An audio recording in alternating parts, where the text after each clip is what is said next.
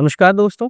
दोस्तों आज से मैं आपके सामने जो 72वीं बीपीएससी का एग्ज़ाम 26 जुलाई को निर्धारित है, उस एग्ज़ाम को ध्यान में रखते हुए एमसीक्यू के थ्रू आपके करंट अफ़ेयर्स के रिवीजन को करवाने के लिए ये सीरीज़ मैं लेके आया हूँ, जिसमें हम डेली आप देखें तो 30 क्वेश्चन को डिस्कस करेंगे और इस 30 क्वेश्चन के एक्सप्लेनेशन के माध्यम से मैं आपको 50 एक्स्ट्रा क्वेश्चन की इन्फॉर्मेशन भी दूँगा। तो इस सीरीज़ के माध्यम से आप अपने करंट अफ़ेयर्स की तैयारी को सही दिशा में लेके आगे बढ़ सकते हैं, उसको रिवाइज़ कर सकते हैं और इसके अलावा जो आप देखें तो करंट अफेयर्स के अलावा भी मैं डेली बेसिस पे आपको इतिहास, भूगोल और जो हमारा पॉलिटी है, इन सब के वीडियोस एमसीक्यू के थ्रू के जो है वो आपको मैं रिवाइज़ करवाऊँगा और डेली बेसिस पे आपको ये 3-4 वीडियोस देखने को मिलेंगे, जिसकी टाइमिंग आपको शाम के 2 बजे दोपहर के 2 बजे से लेकर शाम तक 8 बजे के बीच में आपको ये चारों के चारों वीडियो देखने को मिल जाएगी। तो आई एम योर दोस्त Rahul Sharma and I welcome you all to Rahul Sharma education. सबसे पहले दोस्तों आज का हमारा पहला सवाल जो कि करंट अफेयर्स का है वो ये कि 16 वर्ष से कम उम्र के बच्चों के लिए सोशल मीडिया पर पूर्ण प्रतिबंध लगाने वाला पहला देश कौन है? आपका ऑप्शन है अमेरिका, ब्राज़ील, ऑस्ट्रेलिया और ब्रिटेन। तो इसका आंसर है ऑस्ट्रेलिया। ऑस्ट्रेलिया ने अपने देश के अंदर जितने भी 16 साल से कम उम्र के बच्चे हैं उन पे सोशल मीडिया का बैन लगा दिया है। अब वो सोशल मीडिया का इस्तेमाल नहीं कर पाएँगे। अब ऐसा नहीं है कि ऑस्ट्रेलिया ने ही ये कदम उठाया है। जब से ऑस्ट्रेलिया ने ये कदम उठाया उसके बाद से कई सारे दूसरे देश भी इस बात पर विचार कर रहे हैं और हमारा देश भी इसमें पीछे नहीं है। अगर हम अपने देश की बात करें तो कर्नाटक ने भी अपने राज्य के अंदर 16 साल से कम उम्र के बच्चों के लिए सोशल मीडिया पर प्रतिबंध लगा दिया है। इसके अलावा जो आंध्र प्रदेश है, आंध्र प्रदेश ने भी अपने राज्य के अंदर 13 साल से कम उम्र के बच्चों के लिए सोशल मीडिया पर प्रतिबंध लगा दिया है। तो पहला हमारा सवाल ये था और आपको ये दोनों इन्फॉर्मेशन ध्यान में रखना है। दूसरा सवाल है कि भारत की पहली महिला ई वोटर कौन बनी है? Option A Hansja Sharma, option B Sai Jadhav, option C Deepti Sharma, option D Vibha Devi. तो भारत की पहली महिला ई वोटर विभा देवी हैं जो कि बिहार के मोतिहारी से आती है। बिहार के मोतिहारी से आती है। अब मैं आपको बता दूं कि बिहार ऐसा पहला राज्य है जिसने ई वोटिंग करवाई है। अब ई वोटिंग क्या होती है? इसमें आपको अपने मोबाइल फ़ोन पे एक ऐप डाउनलोड करना पड़ता है। इस ऐप में आपको अपनी पर्सनल डिटेल डालनी पड़ती है। आपका जो एपिक नंबर होता है जो कि वोटर आईडी कार्ड नंबर के तौर पे आप इसको समझ सकते हैं। इस एपिक नंबर को डालना होता है और उसके बाद आप जिस भी कैंडिडेट को वोट करना चाहते हैं आप उसको अपने घर बैठे ही मोबाइल के थ्रू आप वोट कर सकते हैं। तो ये ई वोटिंग होता है। तो बिहार के नगर पालिका चुनाव में पहली बार इस ई वोटिंग का इस्तेमाल किया गया था और इसी नगर पालिका चुनाव में विभा देवी ने पहली ई वोटर बनने का जो गौरव है वो हासिल किया है। अब बाकी 3 ऑप्शन के बारे में ज़रा हम बात कर लेते हैं कि बाकी 3 ऑप्शन हमारे लिए कौन-कौन से हैं।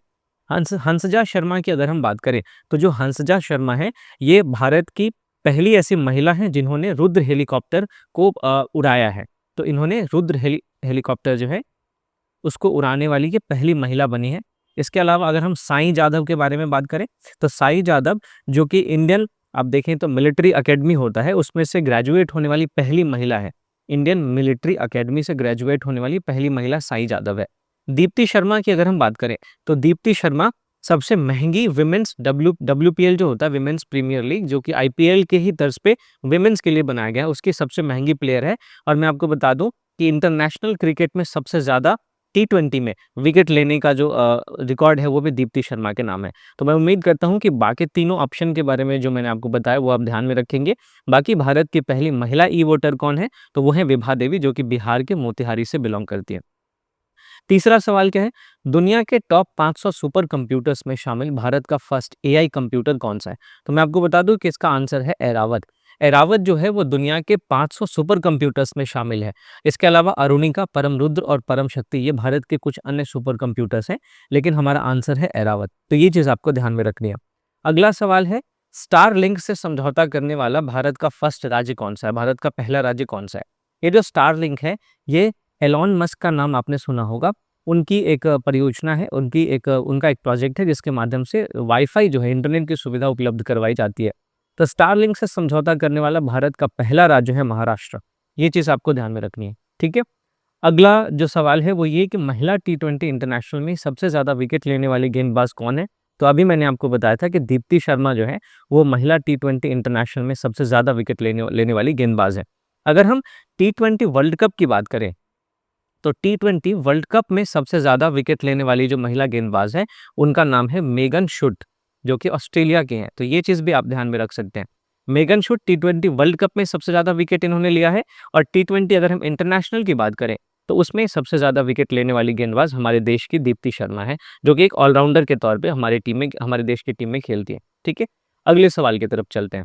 अगला सवाल है, बालेंद्र शाह किस देश के सबसे कम उम्र के प्रधानमंत्री बने हैं? तो ये नेपाल के प्रधानमंत्री बने हैं। अब हम ज़रा इन तीनों देशों के प्रधानमंत्री के नाम के बारे में भी एक बार डिस्कस कर लेते हैं, ताकि हमारा रिविज़न हो जाए। अगर हम भूटान के प्रधानमंत्री की बात करें, तो भूटान के प्रधानमंत्री का नाम है शेरिंग तोब्गे। इनका नाम है शेरिंग तोब्गे। ठीक है? अब मैं भूटान में आपको बता दूं कि वहाँ पे संवैधानिक राजतंत्र चलता है। यहाँ की यानी कि वहाँ पे संवैधानिक प्रमुख जो है वो राजा है, और राजा के अलावा वहाँ पे एक प्रधानमंत्री है जिसके पास वास्तविक शक्तियाँ हैं। तो जिस तरीके से हमारे देश में आप देखें तो राष्ट्रपति के पास केवल नाम मात्र की शक्ति होती है, उसी तरीके से भूटान में एक राजतंत्र है और राजा के पास नाम मात्र की शक्ति होती है। बिल्कुल ब्रिटेन जैसी व्यवस्था आप यहाँ पे देख सकते हैं। तो भूटान के प्रधानमंत्री है शेरिंग तोब्गे। इसके अलावा अगर हम बांग्लादेश के प्रधानमंत्री की बात करें, तो बांग्लादेश के प्रधानमंत्री का नाम है तारिक रहमान।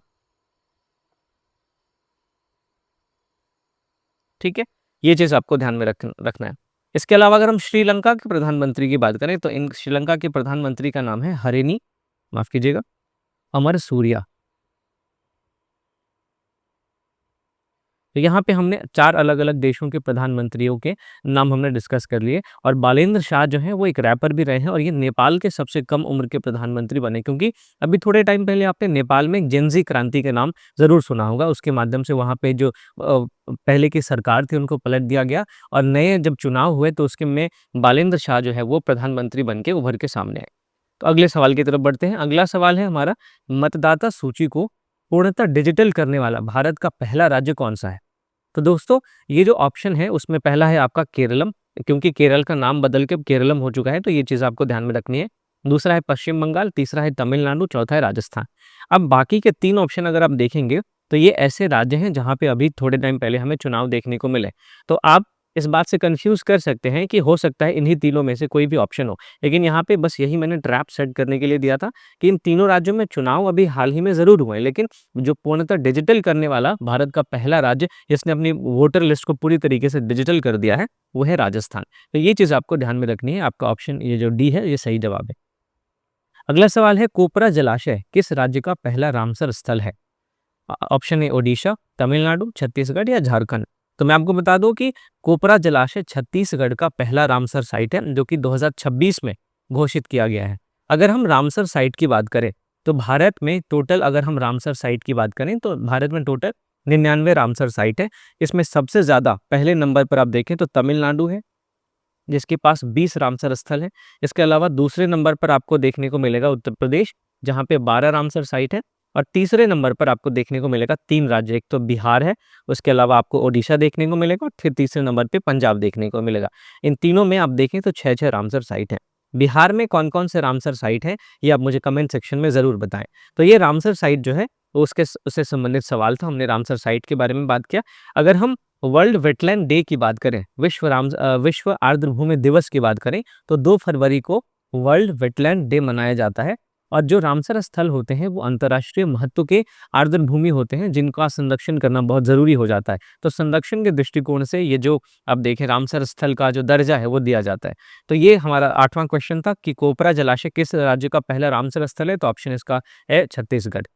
अगले सवाल की तरफ बढ़ते हैं। अगला सवाल है, किस राज्य ने नए कानून के द्वारा सदियों पुरानी पगड़ी प्रथा को समाप्त कर दिया?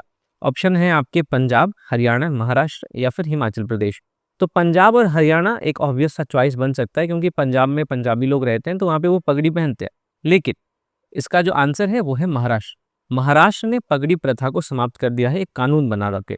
तो ये चीज़ आपको ध्यान में रखनी है। अगले सवाल की तरफ बढ़ते हैं।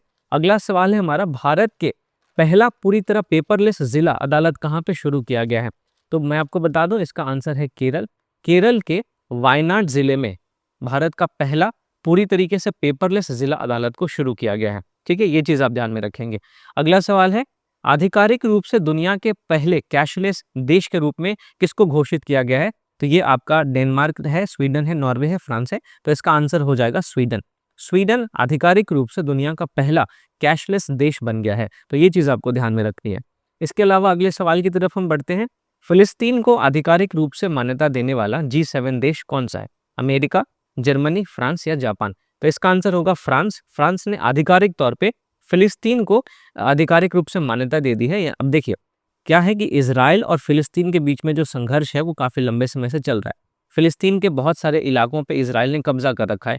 तो फिलिस्तीन को एक राज्य के रूप में मान्यता देने का जो मान्यता है वो कई सारे देश देते हैं, कई सारे देश नहीं देते। तो फ्रांस ने फिलिस्तीन को एक आधिकारिक देश के तौर पे अब मान्यता दे दी है। तो और फ्रांस जो है वो चूँकि G7 का पार्ट है, तो G7 के बारे में भी हमें एक बारी जानना हमारे लिए इम्पोर्टेंट हो जाता है। अगर हम G7 की बात करें दोस्तों, तो G7 में आपको 7 देश देखने को मिलेंगे। इन 7 देशों में सबसे पहले मैं अगर आपको महाद्वीप के हिसाब से बताऊँ, कॉन्टिनेंट के हिसाब से बताऊँ, तो जो अमेरिकी महाद्वीप है, अमेरिकन कॉन्टिनेंट से आपको 2 देश देखने को मिलेंगे। एक तो इसमें यूएसए है, दूसरा है इसमें कनाडा। इसके अलावा अगर हम यूरोप महादेश की बात करें, तो यूरोप से इसमें आपको 4 देश देखने को मिलेंगे। सबसे पहले यूके है, फिर इसके बाद जर्मनी है, जर्मनी के अलावा फ्रांस है और फिर इटली है। ये 4 देश G7 में हैं, जो कि यूरोप महादेश से आते हैं। और फिर एशिया से भी आपको एक देश देखने को मिलेगा और वो है जापान। अब मैं आपको बता दूं कि G7 में पहले रूस भी शामिल हुआ करता था और ये G7 जो है वो पहले G8 हुआ करता था। 2014 में क्रीमिया पर अवैध रूप से कब्जा कर लेने की वजह से G8 से रूस को बाहर निकाल दिया गया और अब G8 जो है वो G7 ही बना हुआ है। तो ये G7 के बारे में हमने बात की। और फिलिस्तीन को कौन से G7 देश ने आधिकारिक रूप से मान्यता दी है, तो वो है फ्रांस। ठीक है, अगले सवाल की तरफ बढ़ते हैं। दुनिया की सबसे पुरानी बहने वाली नदी के रूप में किसको मान्यता मिली है? ऑप्शन ए गंगा, बी फीके, सी मिसिसिपी, डी अमेजन। तो मैं आपको बता दूं कि जो ऑस्ट्रेलिया की नदी है फीके, इसको दुनिया की सबसे पुरानी बहने वाली नदी के रूप में मान्यता मिली है। अब इसके अलावा जो बाकी ऑप्शन है हमें इसके बारे में भी देखना पड़ेगा। गंगा जो है वो गंगोत्री हिमानी से निकलती है और ये 2 देशों से होकर बहती है, भारत और बांग्लादेश। ठीक है, उसके अलावा फीके के बारे में मैंने आपको बताया कि ये ऑस्ट्रेलिया की नदी है। इसके अलावा अगर हम मिसिसिपी की बात करें तो ये अमेरिका की सबसे लंबी नदी के तौर पे इसको जाना जाता है। और अगर हम अमेजन नदी की बात करें तो जल की मात्रा के हिसाब से ये दुनिया की सबसे बड़ी नदी है, जो कि 3 देशों से होकर गुजरती है, ब्राज़ील, पेरू और कोलंबिया। तो ये चीज़ आपको ध्यान में रखनी है। ठीक है, अगले सवाल की तरफ बढ़ते हैं। भारत का पहला स्वदेशी एंटीबायोटिक का नाम क्या है? नेफिथ्रोमाइसिन, एमॉक्सिसिलिन, एजिथ्रोमाइसिन या सिप्रोफ्लॉक्सिन? तो इसका आंसर है आपका नेफिथ्रोमाइसिन। ये चीज़ आपको ध्यान में रखनी है, जो कि भारत का पहला स्वदेशी एंटीबायोटिक है। ठीक है, अगले सवाल की तरफ बढ़ते हैं। बिहार विधानसभा चुनाव कितने चरणों में हुआ था? अगर हम बिहार विधानसभा चुनाव 2025 की बात करें तो ये 2 चरणों में हुआ था। इन 2 चरणों में जो पहला चरण था वो 6 नवंबर को पहले चरण का चुनाव हुआ था, जिसमें आप देखें तो 121 सीटों पर चुनाव हुए थे। और फिर दूसरा जो चरण था वो 11 नवंबर को दूसरा चरण का चुनाव हुआ था और इसमें 122 सीटों पे चुनाव हुए थे। तो बिहार में विधानसभा की टोटल सीट अगर आप इन दोनों को ऐड कर दें तो वो हो जाती है 243।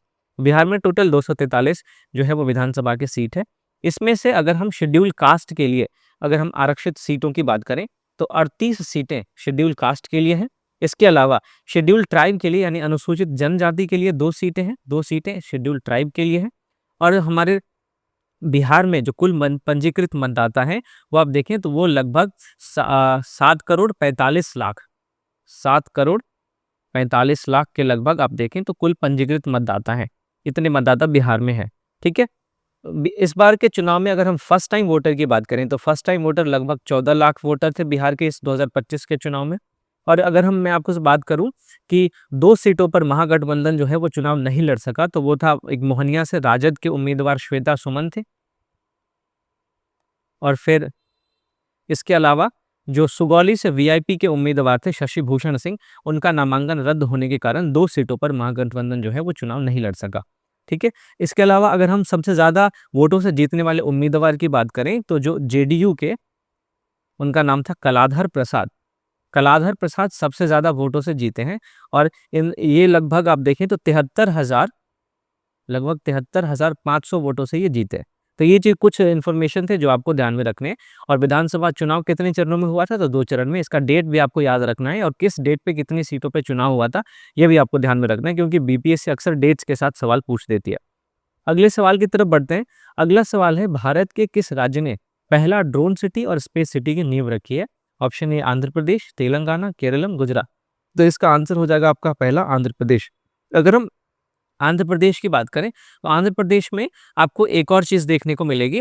अभी थोड़े टाइम पहले हमने क्वांटम कंप्यूटिंग गाँव का नाम सुना था, तो भारत का पहला क्वांटम कंप्यूटिंग विलेज जो है, वो भी आंध्र प्रदेश के अमरावती में स्थापित किया गया था। ये इन्फॉर्मेशन भी आपको ध्यान में रखनी है, ठीक है? अगले सवाल की तरफ बढ़ते हैं। अगला सवाल है, विज़डन क्रिकेट अवार्ड्स 2025 में leading cricketer in the world के रूप में किसको चुना गया? तो ये आपके हमारे देश के हैं जसप्रीत बुमराह। इनको 2025 में विज़डन क्रिकेट अवार्ड्स में leading cricketer in the world के रूप में चुना गया है। अगला सवाल है, रतपानी टाइगर रिजर्व का नाम बदलकर किसके नाम पर रखा गया है? तो ये डॉक्टर विष्णु श्रीधर के नाम पर रखा गया है। ये चीज़ आपको ध्यान में रखनी है, और रतपानी टाइगर रिजर्व का नाम भी इन्हीं के नाम पर बदल के कर दिया गया है। अगला है कि the one cricket my life and more, the one cricket my life and more नामक किताब किसने लिखी है? तो ये किताब जो है वो शिखर धवन ने लिखी है। इसके अलावा सुरेश रैना की जो ऑटोबायोग्राफी है उसका नाम है believe what life taught me, what life taught me. ये सुरेश रैना की ऑटोबायोग्राफी, ये भी आपको ध्यान में रखनी है। सौरव गांगुली की कोई भी ऑटोबायोग्राफी नहीं है, ना ही गौतम गंभीर की कोई भी ऑटोबायोग्राफी है। लेकिन the one cricket my life and more, ये हाल ही में चूंकि किताब रिलीज हुई है, तो ये शिखर धवन की किताब है। ये चीज़ आपको ध्यान में रखनी है, ठीक है?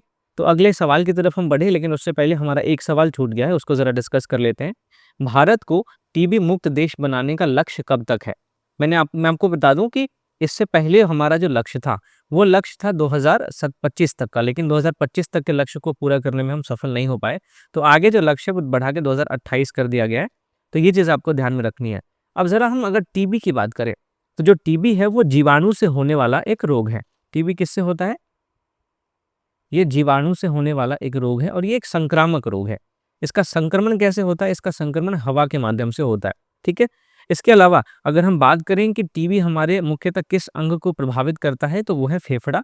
ये मुख्यतः हमारे फेफड़ा को भी प्रभावित करता है, लेकिन जब ये ज़्यादा स्तर पे बढ़ जाता है, तो हमारे शरीर के बाकी अंग भी इससे प्रभावित होने लगते हैं। इसके अलावा अगर हम विश्व टीबी दिवस की बात करें, तो विश्व टीबी दिवस जो है, वो आपको 24 मार्च को मनाया जाता है। ये चीज़ आपको ध्यान में रखनी है। 24 मार्च को मनाया जाता है। और इसके अलावा हमारे देश में टीबी को समाप्त करने के लिए एक नेशनल ट्यूबरक्यूलोसिस इरेडिकेशन प्रोग्राम भी चलाया गया था 2020 में, जिसका लक्ष्य ये था कि हमारे देश में 2025 तक टीबी को मुक्त कर देना है, हमारे देश को टीबी से मुक्त कर देना है। लेकिन 2025 का लक्ष्य पूरा करने में हम असफल रहे हैं। अगर हम वैश्विक स्तर पर जो सस्टेनेबल डेवलपमेंट गोल्स हैं, उनमें अगर हम टीबी को समाप्त करने के लक्ष्य की बात करें, तो वैश्विक स्तर पर जो लक्ष्य है वो 2030 तक का है। तो हमने 5 साल पहले का लक्ष्य रखा था, लेकिन अभी तक हम इसको पूरा नहीं कर पाए हैं, और जो हमारा रिवाइज़्ड लक्ष्य है, वो हमारा 2028 का है। तो ये चीज़ आपको ध्यान में रखनी है। तो हम 20 नंबर क्वेश्चन हमने किया था। इसके अलावा हम अगले क्वेश्चन पे बढ़ते हैं। रेन मुंबई नामक मौसम डेरिवेटिव किसने लॉन्च किया है? सेबी, आरबीआई, एनसेडेक्स या फिर बॉम्बे स्टॉक एक्सचेंज बीएसई। तो मैं आपको बता दूं कि रेन मुंबई नामक जो मौसम डेरिवेटिव है, ये एनसेडेक्स ने लॉन्च किया है। इसको नेशनल कमोडिटी एक्सचेंज के नाम से भी आपने सुना होगा। यहाँ पे बहुत सारे कमोडिटी का जो है वो खरीद बिक्री होती है। ये जो रेन मुंबई है, रेन मुंबई, ये एक डेरिवेटिव है। डेरिवेटिव एक ऐसा फाइनेंशियल इंस्ट्रूमेंट होता है, एक ऐसा वित्तीय उपकरण होता है जिसका अपना कोई वैल्यू नहीं होता है। उसकी वैल्यू जो है वो किसी दूसरे चीज़ पर डिपेंड करती है। तो ये भी एक ऐसा डेरिवेटिव है जो कि जलवायु से उत्पन्न होने वाले जोखिम से बचाने के लिए एक नया उपकरण के तौर पे सामने आया है। इसको एनसीडेक्स ने लॉन्च किया है। इसमें होता ये है कि अगर किसी, मान लीजिए कंस्ट्रक्शन कोई कंपनी है जो कि मुंबई में अपना कोई कंस्ट्रक्शन शुरू करना चाहती है, लेकिन उसको ये लगता है कि आने वाले समय में मुंबई में बहुत ज़्यादा बारिश होगी, तो उसके कंस्ट्रक्शन कंपनी को नुकसान हो सकता है, तो वो ये वाली डेरिवेटिव को खरीद सकता है, रेन मुंबई को। अब खरीद जब लेगा, तो उसको जो नुकसान होगा, उस नुकसान की कुछ भरपाई इस डेरिवेटिव से हो जाएगी। तो ये जलवायु से जो जोखिम उत्पन्न होते हैं, उस जोखिम को मैनेज करने का एक वित्तीय उपकरण है रेन मुंबई डेरिवेटिव।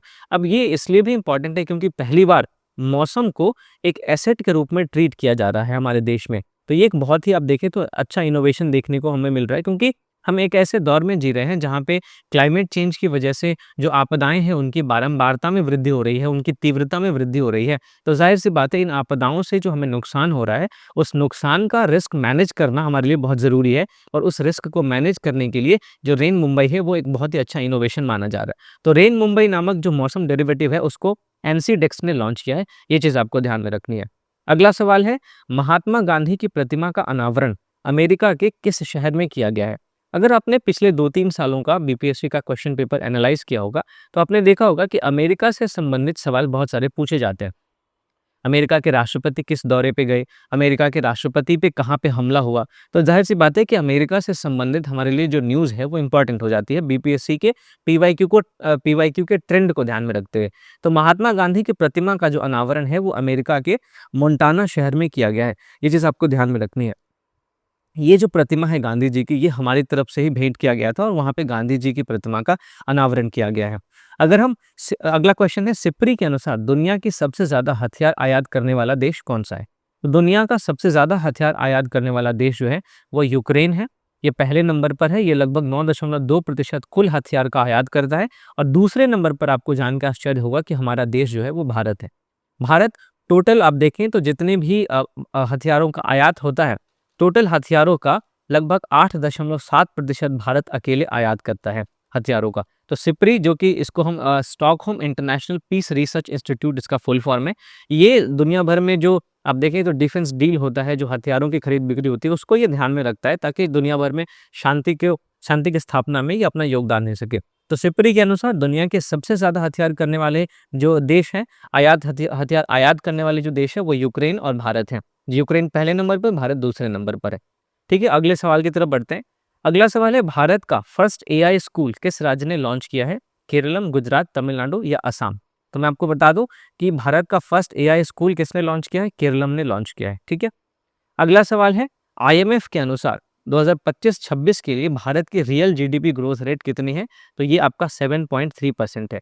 बजट 2026-27 में भारत की रियल और नॉमिनल जीडीपी ग्रोथ रेट कितनी है? ये आप मुझे कमेंट सेक्शन में ज़रूर बताएं। अगला सवाल है, age of enlightenment Mahatma Gandhi's vision, ये किताब किसने लिखी है? तो ये किताब डॉक्टर शंकर कुमार सान्याल ने लिखी है। ये चीज़ आपको ध्यान में रखनी है। Age of enlightenment Mahatma Gandhi's vision, doctor Shankar Kumar Sanyal की ये किताब है। अगला है, भारत के फर्स्ट तितली अभयारण्य को कहाँ शुरू किया गया है? तो ये आपका केरलम में शुरू किया गया है। दरअसल इसका पहले नाम था अरलम वन्यजीव अभयारण्य वाइल्ड लाइफ सेंचुरी। इसी का नाम बदलकर अब इसका तितली वन्यजीव अभयारण्य कर दिया गया है। ये चीज़ आपको ध्यान में रखनी है और ये आपका केरल में देखने को मिलेगा। इसके अलावा अगला क्वेश्चन है, अहिल्या नगर रेलवे स्टेशन किस स्टेशन का नया नाम है? तो ये आपका अहमदनगर का नया नाम है, अहिल्या नगर रेलवे स्टेशन, जो कि आपको मुंबई में महाराष्ट्र में देखने को मिलेगा। अब ये अहिल्याबाई जो थी वो महाराष्ट्र की एक बहुत बड़ी हस्ती रही हैं, तो इनको इन्हीं के नाम पे, इन्हीं को ऑनर करने के लिए जो अहमदनगर का नाम है वो जो है वो अहिल्यानगर कर दिया गया है। महाराष्ट्र में कई सारे आप देखें तो और भी स्टेशनों के नाम को परिवर्तित किया गया है, जैसे औरंगाबाद का नाम बदल करके कुछ और कर दिया गया है। जो औरंगाबाद है महाराष्ट्र का, उसका नाम बदल करके छत्रपति संभाजी महाराज रेलवे स्टेशन कर दिया गया है। छत्रपति संभाजी नगर रेलवे स्टेशन इसका नाम कर दिया गया है। तो ये चीज़ आपको ध्यान में रखनी है। अगला सवाल है, राष्ट्रीय डॉल्फिन दिवस कब मनाया जाता है?